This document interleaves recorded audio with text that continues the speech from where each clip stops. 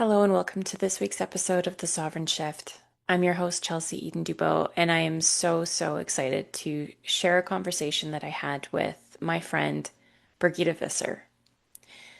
Birgit is one of those rare, charming individuals that you meet who really, when you say that her life is an open book, it is so true. And from that open book, you can learn so much. She is an incredibly resilient individual who has walked a very difficult path, and that path has taught her so much.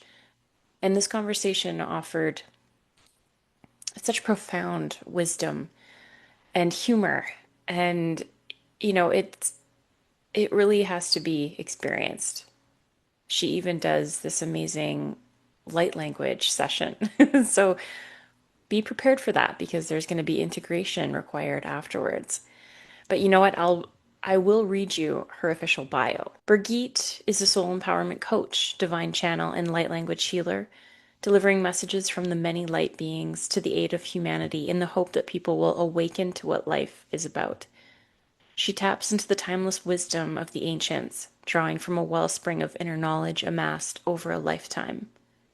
Though tested by her own trials, she has chosen to rise above, emerging as a beacon of light. This was one of those rare conversations that you get to have in a lifetime, where you connect with someone who is so multidimensional in their remembrance, and you get to experience just a little fractal of that for the slimmest of times. Birgit's remembrance is a signpost of what is possible for each one of us as we step further into our own sovereignty journey. And so, as you listen, ask yourself the question, who am I? And what have I come to learn? I invite you now to take that deep breath in through the nose, filling the belly, the chest, the upper lobes of the lungs. And let that breath out low and slow through the mouth.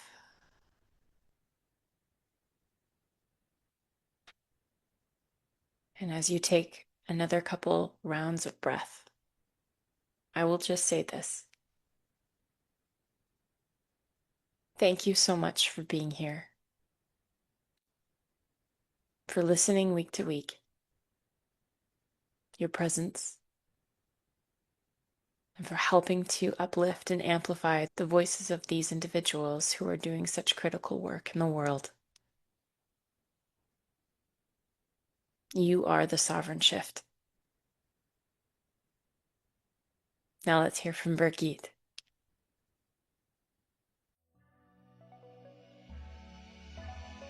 Welcome to The Sovereign Shift, the podcast for women ready to reclaim their voice, their nervous system, and their power in a world that demands they stay small. I'm Chelsea Eden Dubois, founder of The Sovereign Shift, creator of Woo Breathwork, and your guide on this breath-led journey into sovereignty of self, system, and spirit. Each episode, I sit down with powerful women, thought leaders, everyday revolutionaries, and allied voices to explore the real, raw, and radical path to embodied sovereignty.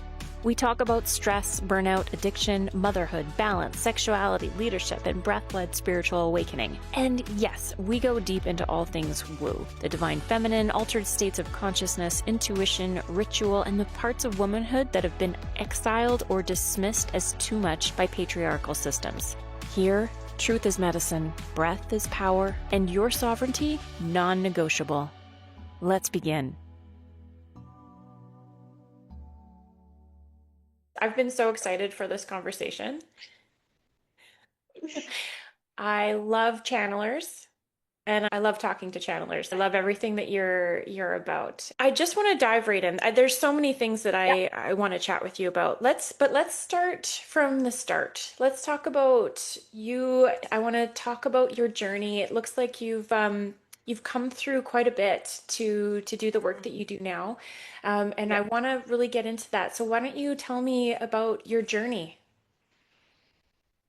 I was born in 1974, popped out of the womb, signed my soul contract, and boom, I came out. My life started. And let's face it, Chelsea, I mean, many of us have been through trauma. And I always say trauma are stepping stones to wisdom on uncovering the truth and the remembrance of ourselves. Yeah, it's either that or we remain stagnant and in that victimhood. And so it was for me, I mean, in a nutshell, really.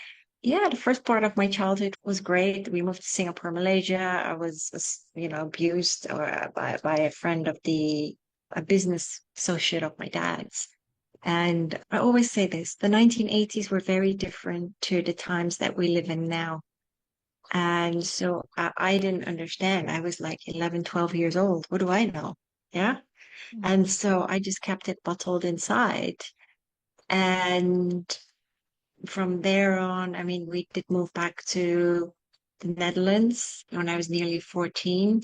And, school was very different over there. But my dad passed away in 1988, only having been a few months back in Holland. And he always said, if I go back to Holland, I'm going to die. Mm. He should have taken his medication for coronary heart disease. But, he was very spiritual. So he meditated a lot and was a Rosicrucian. So the AMRC, which dates back to the mystery schools of ancient Egypt, Wow. something that I didn't really know. I mean, it was very different then. I mean, we didn't have internet. So he got sent a lot of these manuscripts via the mail. But once my father had crossed over in 1988, my mom was like, yeah, no, spirituality, not in this house. Hmm. And so, going to school in Holland, I was really bullied because I was very tall. I mean, I'm 5'11", but I was very skinny and I just didn't want to be seen. I was really hunching like that, the Hunchback of Notre Dame because I wanted to be invisible because boys scared me. There's such an ingrained fear. And because I didn't heal, everything just keeps piling up. Yeah, I had no self-worth. I hated the way I looked. I thought I was ugly. And as I said, I was bullied. And funnily enough, that bullying even continued in the workplace. It was yeah, it was really like a red flag. And kids at school would copy my homework. And I remember being in Belgium. I think I was about 14, 15. And one of the kids held up my arms in front of the class and he was like, look how skinny she is. And that was just terrible. And I know there's still a bullying culture, in schools, in the workplace. It just keeps going. But again, it just kept piling up and I wasn't healing because what did I know? My Right. mom put me on this course, this modeling course, right? Thinking that it would increase my confidence. But when you're walking around with such heavy trauma, it's like I was rigid. I couldn't move. And, from a young age, I was already kind of starving myself. I would nicely sit at the dinner table, but I would throw out my lunches at school. And that was just one thing. I don't know. It was just something I could control. And for many, many years after that, I was a pro at starving myself. Mm. And, I've traveled the world. I've moved by now more than 55 times. And so I'm a little bit of a nomad and I've been everywhere. I mean, I've tried the modeling industry and I was assaulted there and it was just very fickle. It's very superficial. It's all about how you look. And they didn't like my look. So that dented my self-confidence even more because I was like after school, look, you know what? I'm going to make something of myself. Oof. So I had to go through that. And I, wherever I've planted my feet in the world. I was always working. It didn't matter if I was bartending, hostessing, doing promotional gigs.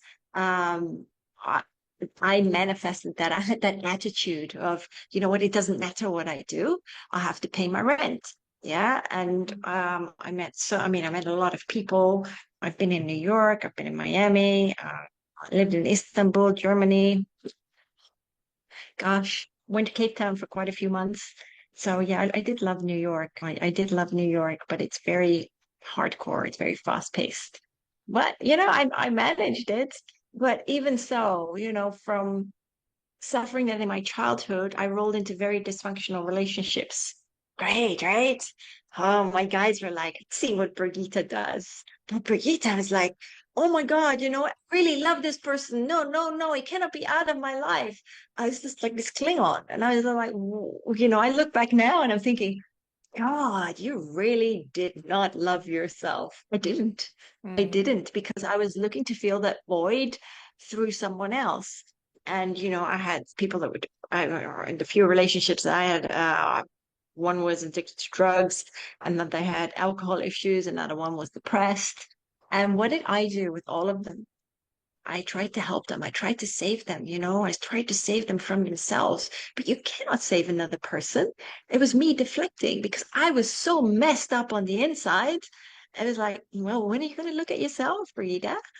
And I think that that turning point came kind of in 2009 when my ex, who was a part-time crack addict, didn't even know it. I was like, you know, I bought him a ticket from the US to Holland because, you know, I was working. And that's when the crack started to show. And I was like, you know, I'd had my stint with drugs when my stepdad passed away in 2000, and my mom was leaning on me.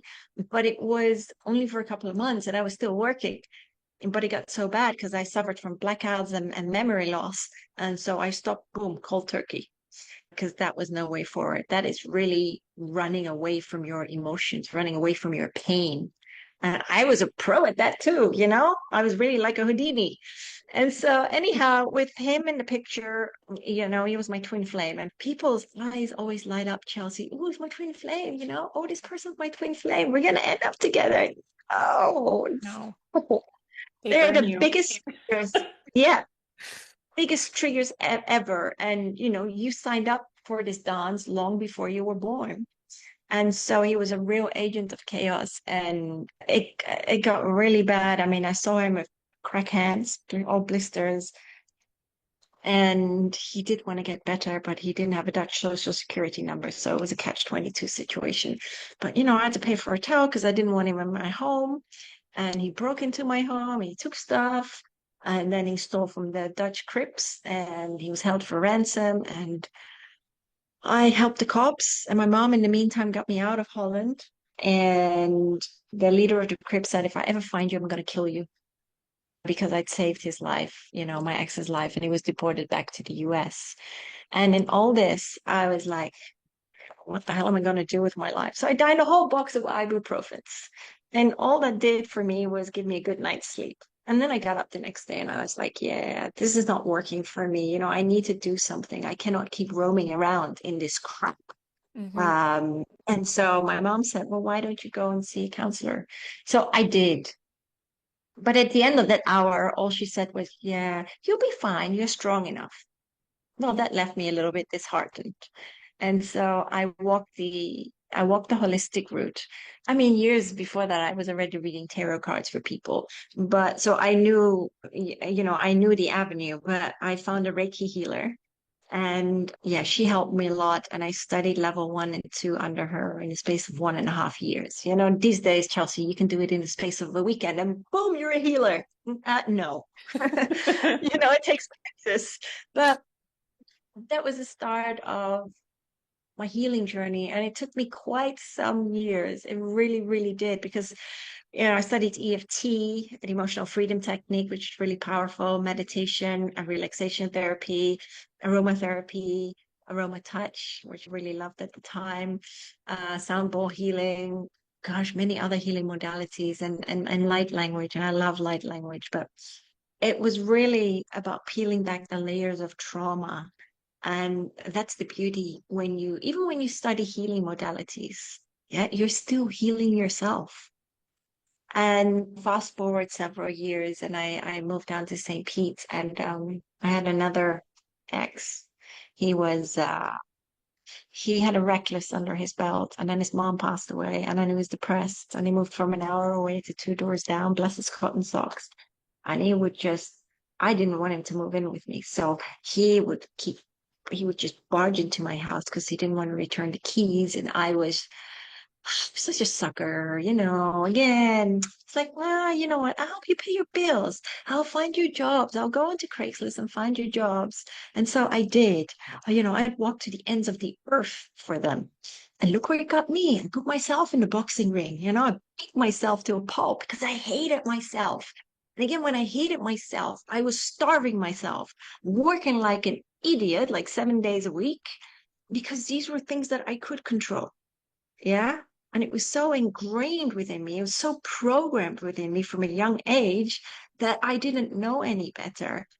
And I always had this thing, you know, for many years, this lack of, you know, and I need to work because I need to have a certain amount in the bank. Because when my dad passed away, my mom started out with a debt and two teenage kids. So we walked in secondhand clothes. I mean, who cares, right? It's better than running around naked in your birthday suit. So it was just something that I really had to learn. And I mean, I found through all of this, it was like sometimes my guides would throw these breadcrumbs, but sometimes I was just like a horse with blinkers on and I didn't see it.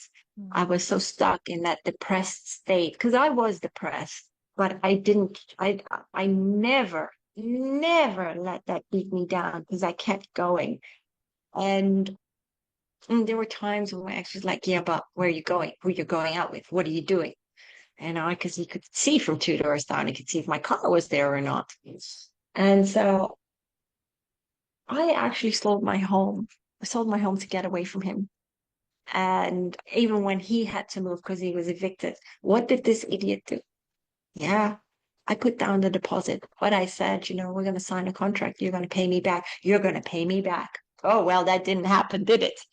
But eventually he did sort his life out because I reeled his family in, and even though they thought I was crazy and called me all kinds of names, eventually his dad did help him out.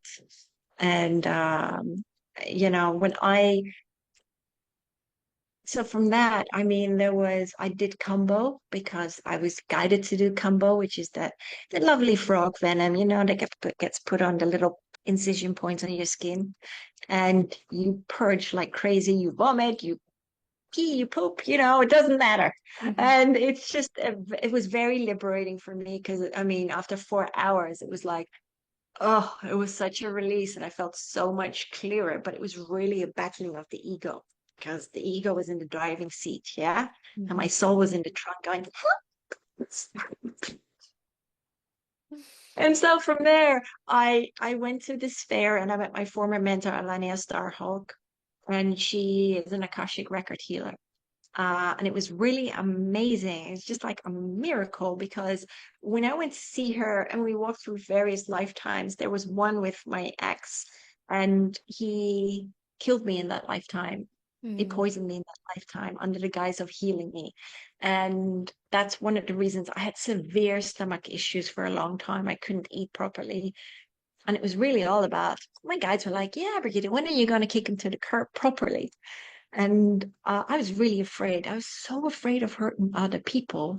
And that's why I ended up hurting myself. And so it was incredible because it was like the energy just dissipated, that tie was severed, and he left me in peace. And I could just go on about my life. And I started running and, you know, for charity, which I promised my stepdad back in 2000. And so in 2016, yeah, I started running for charity. And also I did skydiving and some other things. And then you know, I left the US and went back to the UK. But the thing is, with Alania, under her guidance, I learned how to channel again. And that was really powerful for me because, yeah, great. So I taught Reiki, I attuned people, you know, I gave workshops, but it was great, but I just didn't exactly gel. And this was so powerful for me because after she had had a workshop, I'd rushed out because I didn't see anything, you know, when during the meditation and other people saw their guides, got messages, everything. I got nada. But the exercise that she gave me was like, gave us all as she sat down with a notepad and a pen and she said to the universe, I'm open and ready to receive. So I had that, and I went home at night. That's exactly what I did. And I just started to write. It just came out of nowhere. And, because I always say, my mind was kind of shot to hell and I was dealing with a lot of stuff. So I wasn't thinking and it just flowed. And I started asking questions and I was really crying tears of joy. I was so happy. I was like, yeah, I'm really good at something. And so that was also a whole healing process, a whole healing process. And it doesn't mean that my gnarly experiences stopped there because I still had a lot to learn. Even when I was back in the UK, and I stayed there for a couple of years and then I moved to Spain. I was a workaholic. And even in 2023, well, I worked 17 months in total. Yeah, who does that? Did my bonus reflect that? No. But and in that time, oh gosh, did I neglect myself? Oh, bloody hell. I did. I mean, I starved myself. I was eating junk and I was just working and working away because the job was just so demanding. And work didn't even, they didn't even, that's one of the things in the corporate world, they don't see that because spirituality is not integrated in the corporate. It's very 3D. It's like, how about we have transparency from the top down? Oh, forget that. Forget that. You're a number. You're a cog in the wheel. You could die tomorrow. You could be hit by a bus. God forbid. What happens? Well, 3 weeks, 3 weeks later, you'll be replaced by someone else and you'll be forgotten about. So it's really about taking responsibility for our lives, regardless of what we go through. Often enough, I've had to put on my big girl pants. Even when my ex back into my life, the part-time crack addict came back into my life 15 years later. So this was last year. Mm-hmm. And he was working, he turned his life around and then he came to visit me in Spain. And he was working from my home in Spain. And what turned out to be what I thought was like, woo, like a rom-com reunion. Well, he turned into like a classic narcissist. It was horrific. He was taking steroids, GBH. He was, 1 minute he'd be nice, and then he'd turn all abusive, and he would be screaming and shouting at me. And he thought he had a chip in his head with 10 different voices, telling me how to live his life. I mean, he took over my whole home. I was confined to my study where I worked and I slept. And so I just, after 3 weeks, Chelsea, I had enough. I had enough. And I kicked him out. Good. I said, get out of my house. Mm-hmm. And oh my God, he really, really tore me down to the ground. But I got him out late at night and he went to a hotel. Yeah, I still had to pay for his cab because he just didn't have enough money. I honestly, he went through it like water, what he made. And then he came back and I had to call the cops. And, because I didn't want him in my life anymore. And it took 15 years to get rid of that what if, yeah, to allow for other doors to be opened. And I think, yeah, and I look back now and I'm incredibly grateful and thankful for him having been a part of my life and being that agent of chaos. And, I'm not in touch with him anymore. I blocked him everywhere. And yes, I needed to do a lot of healing after that because I was a mess, but people wouldn't see that. And so I followed the sacred plant medicine route again, and I did psilocybin, so magic mushrooms, and San Pedro cactus and ayahuasca. Well, oh my God, I was puking so much, but there was so much trauma from different lifetimes that I'd asked for all the unhealed to be healed. Well, guess what? It wasn't just this life, it was many lifetimes. And so even though they were worried about me, I said, no, leave me be. I asked for this. So let me walk through the journey. And they did help me go to the loo. They did help me back and I had buckets, so I could puke. And some of the others were, well, did you have a really bad trip? I'm like, no, I got exactly what I asked for. And yes, I saw the divine. I mean, I saw Ganesh. I saw the gummy bears, I saw the sacred geometry, when you move past that, and I saw the Lemurians, and they did do downloads. And so every time it's like I peel back a layer, and it's been such a beautiful journey. I've moved from the house that where I was at because I put that out to the universe and my dad, and I'm like, and I said a long time ago to my dad, I want to move to Tour in Almeria. And of course, I was looking around in the other area, and then boom, something popped up. And here I am. I'm right by the mountains, and it's been incredible. The shooting stars, the spaceships, at 5 a.m. in the morning, I see so much, and I'm so connected now. I've transcended all the 3D and all the drama, but I've had to go through as they always say, the shitalicious crap, to get to where I am. Yeah. Wow. Thank you for that incredible journey. There is so much to unpack there. I think what came to mind when I was hearing you talk, though, was just how much, are you familiar with the story of the giving tree? Here in Canada, it's very, very ubiquitous, but it's basically a story of a beautiful tree that nurtures a child who grows up and eventually asks, "Can I have some of you to build whatever?" And so event the tree says, "Yes, of course." He loves this boy. And then eventually this child grows into a man and, takes all of the tree until there's nothing left to give. And that's sort of what came to mind listening to you speak. And how would you say that your journey has been, your teachings, I guess, in this lifetime, have they just been really solely about relationship? Has that really been the catalyst for you?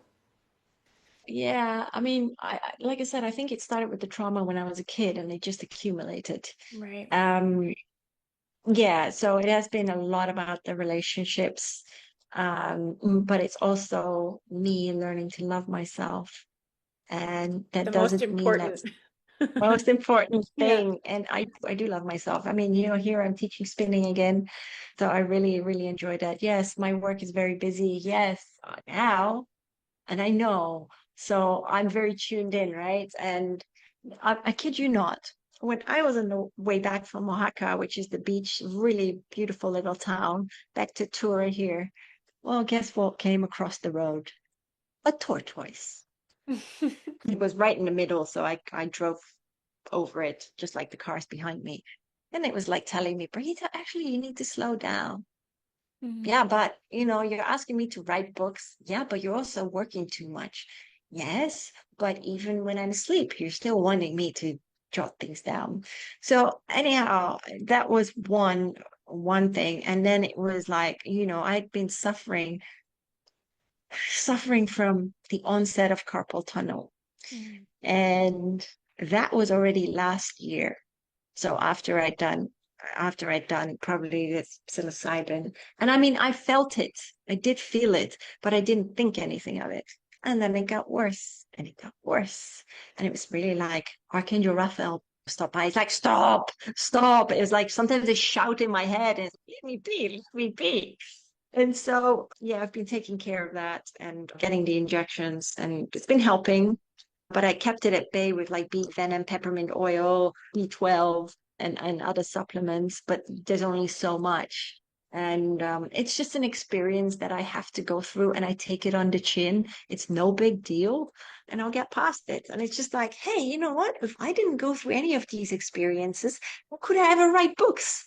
Yeah, how could I ever inspire and empower other people to live a more fulfilled life by overcoming their trauma and not getting so stuck and sucker punched in the drama itself, because it's merely an experience that's here to teach you and like I said, to elevate your awareness, your consciousness, and for you to understand life and to hop out of this 3D matrix. Yeah, I totally identify with that. And it's funny on the topic of identity. I always found because I share similar traumas with you about body image, and women can never win. Mhm. If we're carrying extra weight, we're ridiculed. If it's not enough, we're ridiculed. Like it's not okay. But what happens is, and I also struggled with substance abuse, which I brought into my motherhood journey because all my trauma wasn't healed. And then I realized that, and it was thanks also to ayahuasca and plant medicine. It really, I heard a call and I Beautiful. went. And you're right, it opened the doors to understanding that I had been living a victim mentality because Yes. I identified with the trauma. And so Yeah. that prevented any kind of healing from occurring because it was always coming from a place, well, none of this is my fault, poor me, nothing's fair, and all of that. And so Yeah. that's an energy and a frequency that basically blocks your healing. And why I call this the sovereign shift now is because it's essentially to your point about responsibility. It's Yeah. taking responsibility for our experiences in a radical way that says, no, I get to decide now. Yes. Yeah, absolutely. What I've really found about plant medicines in general as well, and you can probably speak to this, is that they are sovereignty in action. They are a Yeah. sacred breadcrumb that teaches you that really you're taking this medicine, but it shows you that everything you need is right here, which I found Yes. so beautiful. Yeah. And when I did psilocybin, I mean, I already understood that, but we are sacred geometry. Everything is sacred geometry. Yeah. And I saw that dancing everywhere, even on my skin. And sacred geometry plus energy equates to frequency. And Mm. that frequency creates our life experiences. Yeah, the universe doesn't speak in word lingo, it understands frequency. That's why I love Joe Dispenza so much. Mm. I really, really do. He has the most powerful meditations for manifesting. And when we manifest within the quantum field of consciousness, yeah, we do that and then we let it go. We don't put any expectations on it. We don't get worried. That's it. And that is the beauty. People get so hung up on things, or they want a certain thing and they keep harping on about it, or they're like, yeah, but it's not happening for me. Why is it not happening for me? Look what you're doing. You're not allowing the universe to work its magic because you're not dancing in tune with the universe. You're kicking its shins. And so it gets all old and it tumbles down, giving you a different outcome. Oh, yeah, 100%. I would imagine in your work too, you see some of the obstacles that people carry, which is Yeah. always to do with, you talked about the layers of healing that has to occur. And I believe Yeah. that, like, it's like an onion, right? That's what I call it. Yeah. You have to peel the layers to get to the center, your own source. And Yes. until that happens, like, you know how when we're told something and we can logically know it, but until Yeah. that moment happens where it actually physically gets downloaded into your being. Do you know what I'm talking about? Where it's like, Yeah. oh, I know that for sure. Like, I'm not going to listen. And then it's just like, oh, I didn't actually get it until it like hit me over the head. Yeah. Yes. And that's the way our guides, our guides, the universe, whatever you believe in, that's how it works. Yeah. Sometimes we get so backed into a corner that we are forced to listen. Yeah, absolutely. So, first of all, I'm really fascinated by your upbringing. So your father was a Rosicrucian. Yes. Okay, so did you grow up with a lot of these influences early on, and then your mom said no more spirituality. So that must have been Yeah. really, I would say, probably upsetting on maybe a different level for you. I'm not sure. Yeah, I mean, I love Ogmundino. My dad had this little book called The Greatest Salesman in the World. I have it. I read it a couple of months ago, finally. And I'm like, yeah, Dad, this is great. But it was written, I can't remember, 40 years ago, even more, I think. So I understand, I do resonate with a lot, but I mean, he had these scriptures and we had to, from Ogmundino. And so we had to recite them every morning and then every evening in silence. And so we did. My mom wasn't happy about that, but I don't know. It was, the more you recite something, the more it's your subconscious will understand it, will absorb it. And yeah, and so with the Rosicrucian stuff, I didn't know what that was at the time, because I didn't read it. I mean, he also like Krishna, so he meditate, like I said, he meditated a lot. And when I years later, when I was writing my first book, I found out, oh my God, Rosicrucians, ancient mystery schools of Egypt, that's Saint Germain, Khatumi, um, Lord Sananda, you name them, all these ascended masters. And I was like, my gosh, it's like he's extended it to me. Right. And now I'm doing the work because, I channel. And it was like a penny dropped. And so that was quite incredible. Yeah, I imagine. Yeah, yeah. And, I've lost many people in my life. And there is no, I always say to people, and I try and tell them this, we go on, we don't die. It's our body that's worn out because we treat it like junkyards half the time because we don't treat it like a sacred temple that it is. And it doesn't mean you can't have a piece of chocolate or anything, but listen to what your body needs, yeah, honor it. And my dad always used to say, yeah, your body is a sacred temple, treat it as such. Uh-huh, okay, yeah, yeah, okay, well, I didn't. I do now. But yeah, so it was quite funny with the Rosicrucians. I was blown away that it was the same ascended masters. Yeah, so I continued that and I still continue doing the work. So it was like a legacy that you were kind of born into that always Yes, probably stay stuck with you, right? For a yeah, reason. Yeah. yes, And that you could yes, rediscover. Wow. yes. So Many, many years later. yes.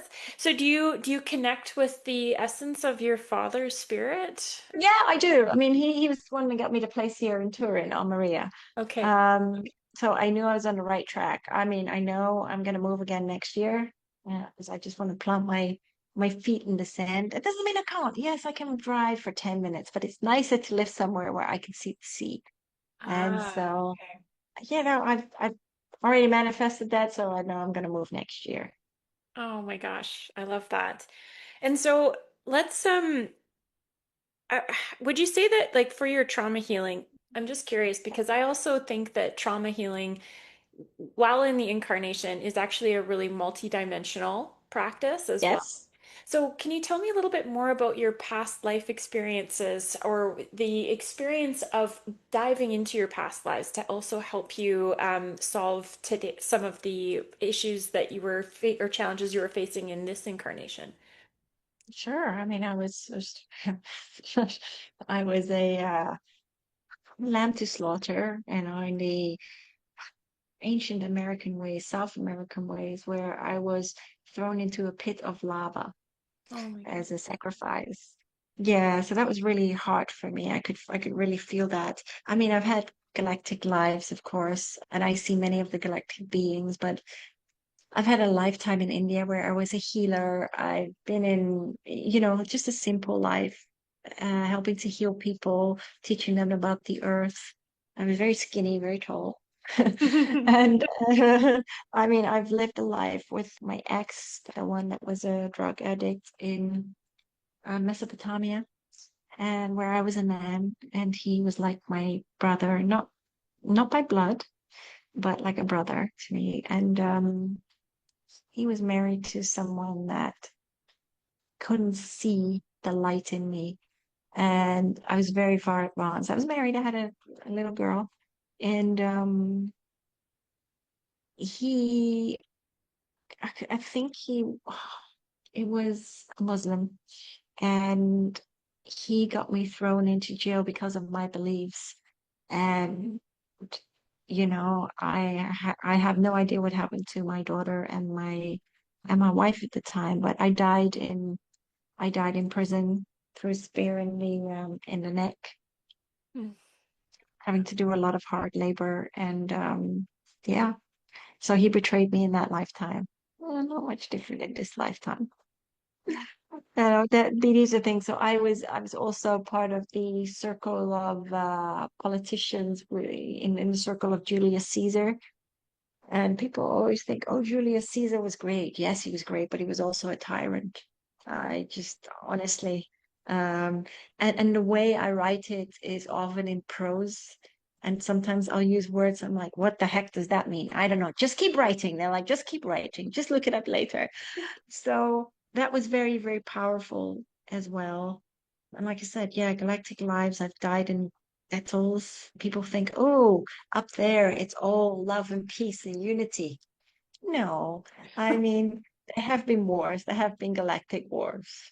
I mean, many have transcended consciousness, of course. I mean, Earth is like a playground. I mean, oh, we're very, very far behind, but we'll catch on. We'll catch on eventually. We're here to learn. But yeah, past lives have really helped me let go of certain patterns or, even programming, understanding how people have treated me in a past life and then seeing how they treated me in this life. Not much different. And these days, rather than being a people pleaser, I'm not really doing that anymore. That's why I've retreated from a lot of people because my energy is very precious. And that doesn't mean I don't hold any love for them, but I am important. Yeah. Yeah. That's what I tell my dog too when she's like, but I want something else. I want something else. I'm like, I am important. And she walks away. Oh, yeah, that's so fascinating. Thank you for sharing because I imagine that process for you as well. Like not only are you're healing in this incarnation, but then you realize there's a whole bunch of shit going on like in previous lives that are Yes. like, "Oh, great. I have to heal from that Yes. too." It's like, "Oh man, when does it I end?" lived in ancient, yeah, I lived in ancient Egypt. I was a priestess. I mean, I've been a queen, a half breed queen, a half Syrian, because there were different beings in ancient Egypt. And of course, many like Thoth, I worked with him too. Many of these beings, like Horus, you name them, Isis, all came from Atlantis when it finally sunk into the abyss below. Mm-hmm. And they created ancient Egypt and helped the simple people, the nomads, um, build something substantial. I mean, there's nothing left of it. You can't even imagine. It's the same with Atlantis. I mean, it was so far advanced, even the buildings. I mean, look how we build all over the place. Is it according to the sacred ley lines of Mother Earth? Mm, no. Oh, heck no. Yeah. Why don't we just build something there and build something there and plow the fields? Mm-hmm. I'm so fascinated by that. So, did you actually live during Atlantis as well? Yeah, I Okay. did. Do you remember like what was some of the most amazing bits of wisdom that they carried that went into the Egyptian culture and maybe has been lost or found? Oh, yeah, remember, so the Atlanteans created Reiki, but only several symbols were given to Usui Reiki, to Usui, yeah, the founder of Usui Reiki. I mean, I can't even describe the architecture and the way that I would call it a moat, but it's not. It's like the lakes were created and it was all sacred geometrical. Mm. And so going into Egypt when they built these pyramids with the gold caps, um, uh, to me they're alabaster white, but they were energy hubs as they call it, and also they had landing pods. But it was so, I mean, we talk about electricity, it was very different there. Electricity is wired. Hmm. Yeah, that wasn't wired. Yes, you had the candles and all that stuff, but they were very far advanced. How did they build the pyramids? How about frequency and vibration? Yeah, and it Mm. wasn't just the humans, because I mean, humans means light man. You is light, and man. We are, wandering light man. We are light man wandering the earth, I always say, trying to recover our inner light and the brilliance of the beautiful divine being that we are. And so we've been so dumbed down by what I call those in power, just to avoid knowing the truth. But walking down these streets and looking at the river now, I mean, it was crystal clear Mm. at the time. Now it's, I think, very, very polluted and muddy. And it wasn't just, people think that the pyramids were funeral chambers, but they weren't. They really weren't. Like I said, they were energy hubs. And yes, some of them were buried there. Just, I always say to keep up appearances. But as far as Todd and all these ancient deities from Atlantis that were far, they were higher vibrational. So they emitted more light. And people say, yeah, but they're always depicted with masks, but that's not what they looked like. Yeah, they were very, very tall beings, and they were just teaching mankind with love. And for eons, it went very well until what happens? Huh? The ego creeps in, power struggles, wars, and history keeps repeating itself. And that's why we live, people ask me, well, what's going to happen in the world? I'm like, well, what's happening in your world? What are you doing to change your inner world? Yeah, because that's where it starts. I do not care what goes on in the world because everything is such an illusion. We get fed so much rubbish, and people take that as truth, Mm. but it's not.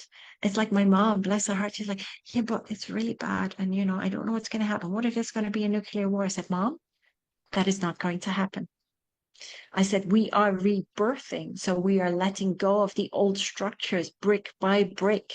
And, this year, and especially in September, I mean, a lot will be happening and throughout the rest of the year. And it's going to be uncomfortable. Yeah.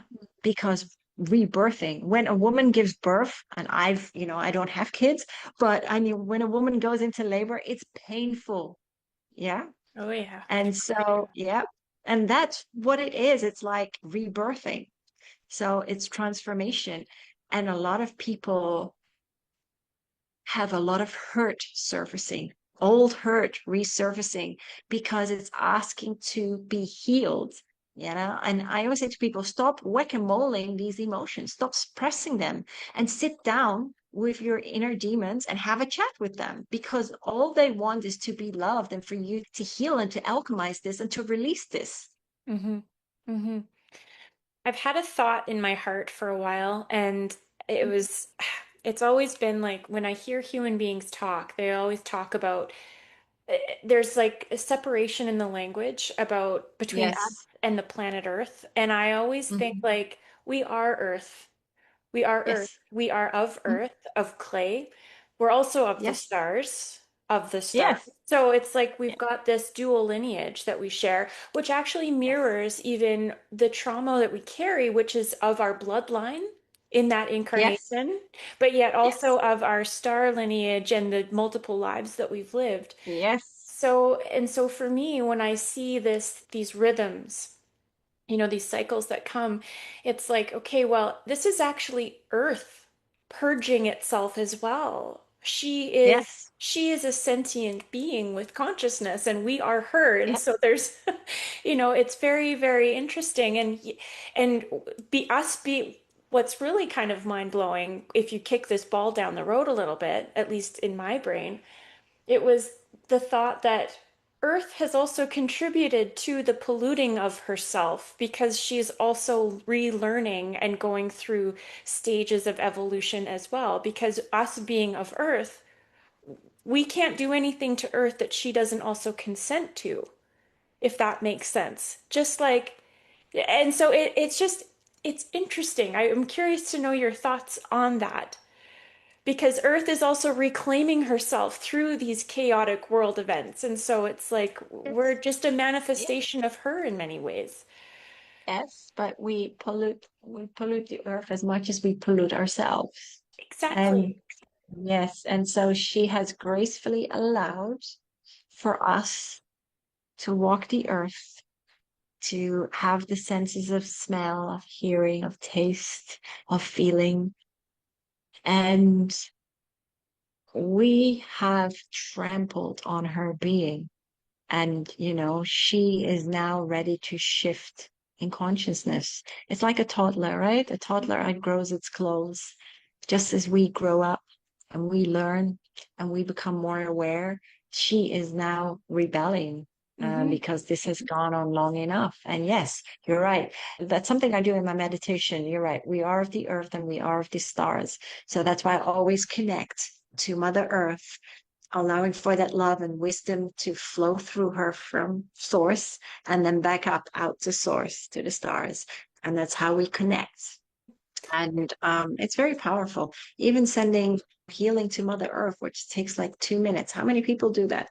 Yeah, I mean, there are plenty of people, but if we were all to do it, yeah, that healing would accelerate. But we're all at different stages of our growth, and that's okay. Yeah, I resonate with that so much because when you talk about rebelling against, okay, this has gone on far long enough, I'm tired of it Yeah. now. That Yes. totally just illustrates our own journeys as humans. Like, I've had enough of my own shit. I Yes. I do not want this anymore. I'm curious to know what else might be in store that you've maybe received downloads. Not necessarily world events because they're going to go on and do their thing, but I'm curious to know what you've received in your downloads from your guides about how people can navigate this time in a way that is honoring of their sovereignty and helps people, I guess, raise their own consciousness as we move through these turbulent times. That's 3 words. Heal your trauma. Heal Mm, your trauma. Love yourself. Accept yourself where you are in this moment. I don't care what happened in your past. It doesn't matter. It's not important. Let go of the guilt, the fear, the shame, all these retro negatives. Yeah, it's an experience. That's it. mm. Yeah. So stop living in this 3D state of consciousness where you're like, yeah, but if I do this and if I do that. No, no, no. You owe it to yourself to take responsibility for your life and heal.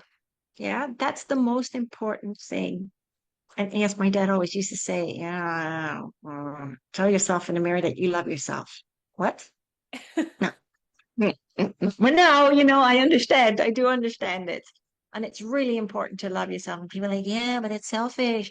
No, actually, it's a necessity and it's selfless. How can you pour from an empty cup? Hmm. Yeah.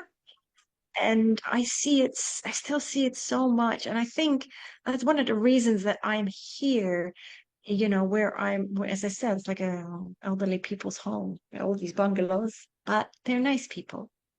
Yeah, as Ogmundino says, love the old for the wisdom they hold. Yeah, and greet this day with love in your heart. Yeah. Yeah, it's true. It's true. But I see so much, and it's just like, oh, people, whoosh, very superficial living, but this is their level of consciousness, and that is okay. It is okay. And those people that want to listen and that want to be empowered and inspired, and they are willing to do the work and make the changes, then that's a beautiful thing.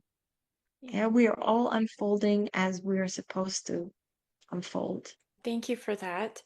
I'm curious to know if you would be open to maybe doing a channeling session during just right now even or light language or whatever it is that you might feel called to do. It would Yeah, be if I do light language, it comes in with words, it comes in with stuff anyway. But okay.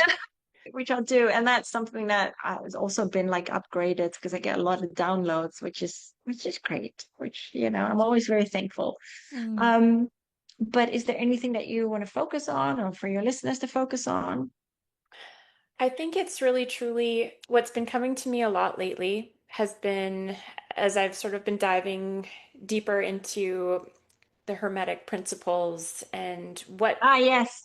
what actually sovereignty means. It truly is about freeing people from the identities with which we become Yes. so attached, which actually prevent us from opening to other possibilities, especially Yes. because I see everywhere on social media so many wonderful spiritual people talking about wonderful spiritual things that they're not able to actually get through. And so because the Yes. individuals watching aren't they're not hearing it. They Correct. And it's because they're still trapped in loops of scarcity. And so I don't know what you can do with all of this mishmash I just threw your way. but it's really just about helping people to see beyond the illusion and help Yeah, them I was just gonna say that. understand. Help oh, that's we're on the same wavelength. Help them see that they are not who they are. They are not who they think they are. And it starts with that realization. That's one thing that I'll do the light language in a minute. It's one thing that Jim Carrey has said. It's like yeah, I'm nobody. I'm nobody, Yeah. and that's true. I always say that as well. We're everything and nothing at the same time. We're all just evolving in this beautiful sea of consciousness. Yeah, identity is just an ego thing. It's like, we have a name, a given name, and then as we go through life, we create this identity. But for me, it's like, I don't care if you listen to my stuff. I don't care if you read my stuff. Yeah, those that are drawn to it will read it. Those that are drawn to my light language they will also eventually come. But everyone that does healing or everyone that does light language, it doesn't matter what you do, they all carry a piece of the puzzle. A code. Yeah. Yeah, exactly. And that's why I always say, look, you have to do whatever healing modality you choose, do it as long as it aligns with your spirit. And that's the most important thing. I love that. I love that. Thank you. All right. Are you ready? I'm ready. No, my hands are already hot. Okay. All right. So I'm going to ask you to close your eyes and just take a very deep cleansing breath in, full of light and love. Hold it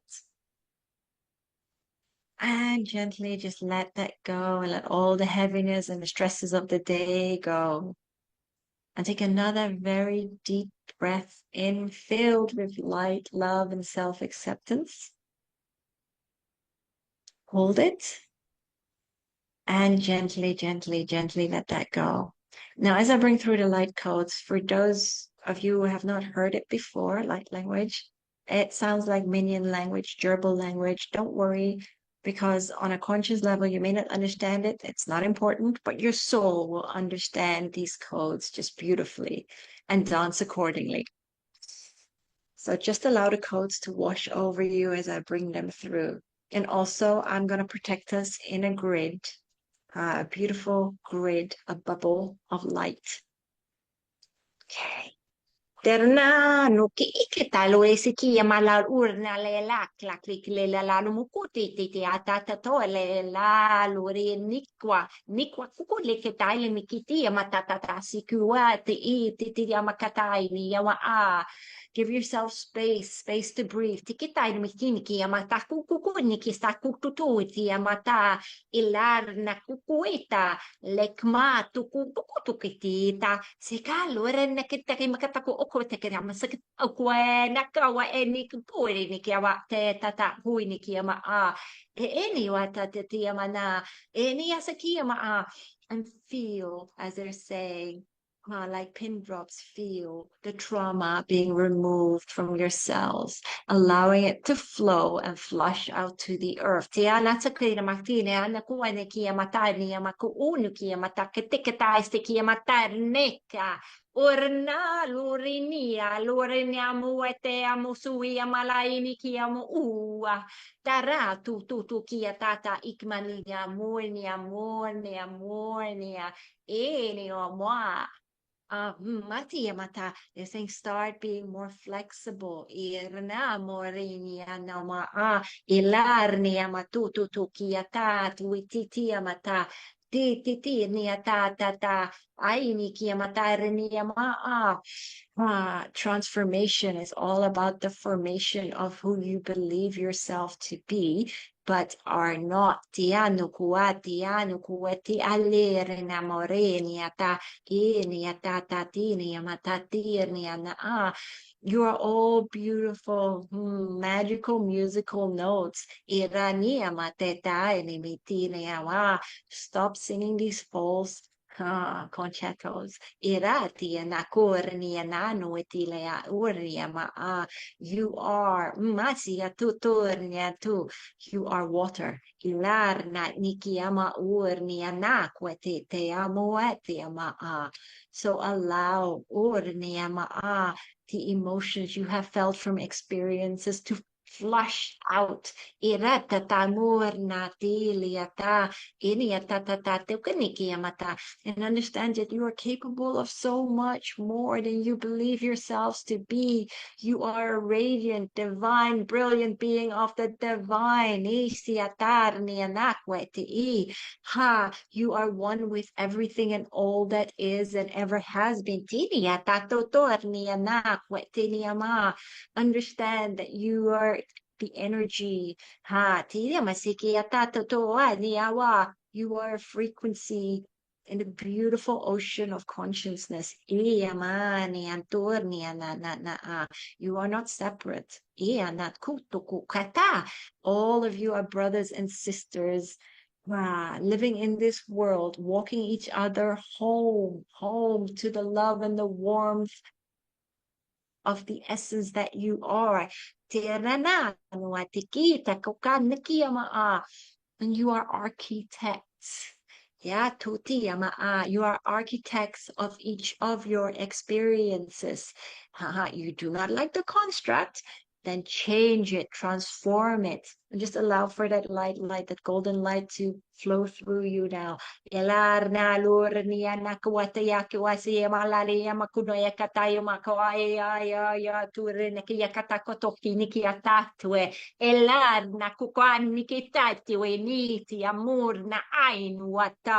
Tusiki amora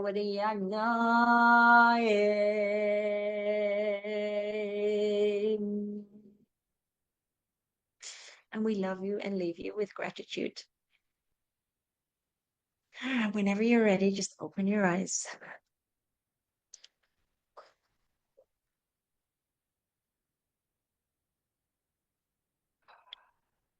That was amazingly powerful. I have to say, like, I felt heat throughout my body and goosebumps as you were doing it. And I don't know why, but the voice that came through you and what the visual that came through was this very ancient grandmotherly wisdom, this being of just immense wisdom, loving though, but also not afraid to give you a tongue lashing if you were in need. Just Yeah. that's really just, yeah, definitely grandmother, beautiful grandmother energy. So thank you. My grandmother Earth more. Yes, yes. Very ancient Wow. earthly, yeah.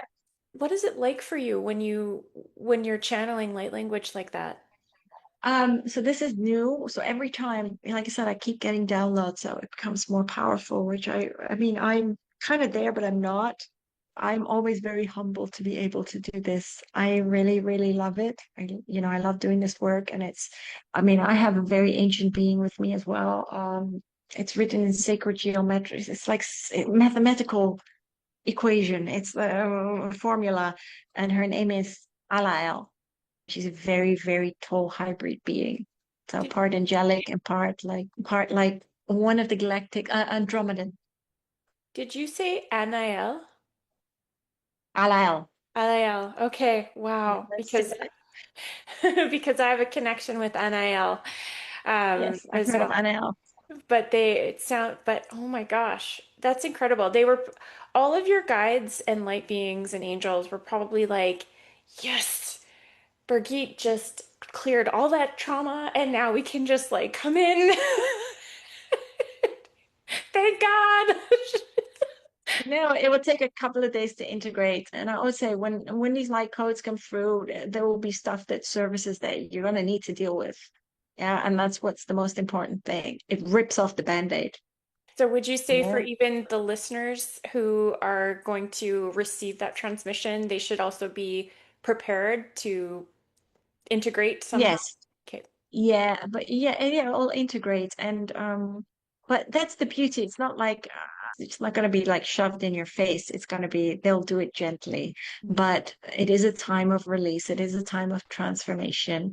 And it's time to get, as they always say with the program, it's one of the reasons that I'm writing so much. I mean, my third solo work is really about working with the archangels. It's all about consciousness. It's how we release our trauma. Of course, I have to put in there because not everyone has read one of the books, so I have to put in a nutshell all the trauma that I've been through so that they understand it as well. But a lot of it has to do, and also Metatron. Metatron is all about the Merkaba and of the sacred, about the flower of life, and everything's sacred geometry, and that's just so beautiful. I mean, even their energy, their sacred geometry, they work on frequency. Yes, you can ask the parking angel. My mom always says, "Oh, angels, please give me a parking space," and she'll always find a parking space. Yeah, but The functional um, application of the angelic realm, yes. yes, but it's true. I mean, to me, they tell me, "Excuse me, your car's going to break down," and then what happened the next day or the day after? Great, thanks a lot, mate. Or I'll be in the supermarket and I'm like, yeah, well, excuse me, you're not getting that. Excuse me, will you stop shouting at me? Fine, I'll leave it. I'll get back. It's like that because the more you heal, the more you start to tune in, and the more fun it becomes. And it's just this fun ride. And I love it because I think life is really beautiful now. And when we shift our mindset, because that's what it is, yeah, it's about shifting our consciousness and shifting our mindset. I mean, we start to see the world differently. Yeah, absolutely. So what's coming up for you, Birgitte? Do you have more books coming out? Yeah, How can people find you and work with I you, got, with you? I got, it's got 3 more collaboration books coming out. I've just finished one. And I've finished them all actually. I just need to put the finishing touches on the last 2, just change a few things. But and then I have the one coming out that doesn't have a title yet. That is where my sister doesn't agree with me on that, but she's like, oh, it's all, books on archangels have been written. I said, yeah, but it's different because it's about frequency Mm. and the way everyone channels the archangels, the ascended masters differently. There's no right or wrong. Mm-hmm. Yeah. And so I think it's beautiful, whatever someone channels. But it's also going to be filled with light codes, and I will put in my recipes for the angelic sprays, some of the angelic sprays. And I created them a long time ago, and I said, but you need to simplify it a little bit. I said, that's fine, I can do that. I can take a couple out, but you need to guide me on that. So it's kind of like a little guidebook on how to connect and how to have an ongoing relationship with the archangels, the ascended masters, and other light beings and galactics, because they're here to help us. Yeah. And it's not some fairy tale. Yes, the veil is thinning. That's great. Yes. But it also means that you have to start doing the work. And if I can, like you, if I can help empower other people, then great. Oh, that's beautiful. And so how can people get in touch with you? Oh, yes.